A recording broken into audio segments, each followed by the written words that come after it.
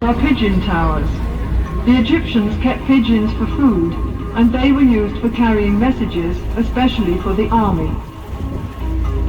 The fields are irrigated by means of the shadoof, which works like a balance, with a bucket at one end of a long pole and a heavy stone as a counterweight. Shadoofs are still sometimes used in the Egyptian countryside. When the grain is harvested, the sheaves are carried to the threshing floor in a net bag hung on a long pole. When a thick layer of grain has been spread on the circular floor, oxen or cows are driven round to break up the ears of grain with their heavy feet. The next process is winnowing, when the grain is tossed up into the air so that the lighter chaff or husk will blow away on the wind. The grain is then taken to be stored in the silos. The scribe makes a careful record of all the grain which is being stored. This was important for taxation purposes, as there was no money in Egypt in pharaonic times.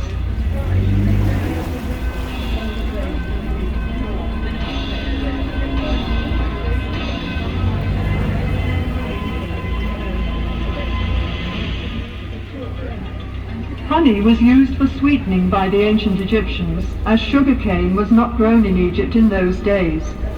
Beehives were made of pottery tubes piled up in rows, and in some parts of the country, beehives are still made this way today. The River Nile was the main highway of communication in pharaonic times, so boat building was an important industry. Small boats were made of bundles of papyrus tied together with ropes.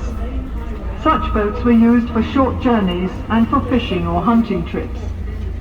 Larger boats were made of wood, usually cedar wood imported from Lebanon.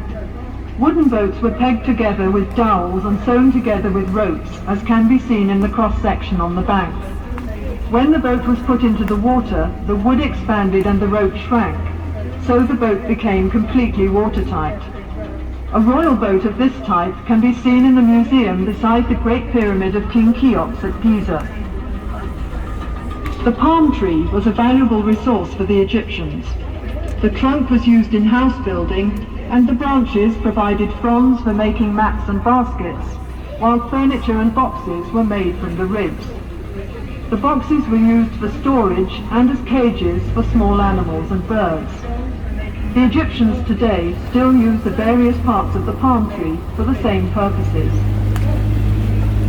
There were many different kinds of fish in the Nile and its canals which made good food, and fishing was also popular as a sport.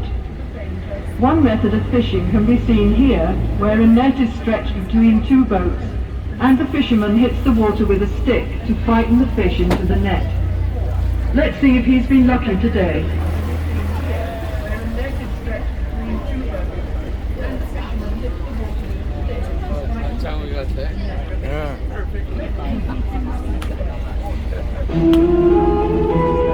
The ancient Egyptians were the first people to do sports.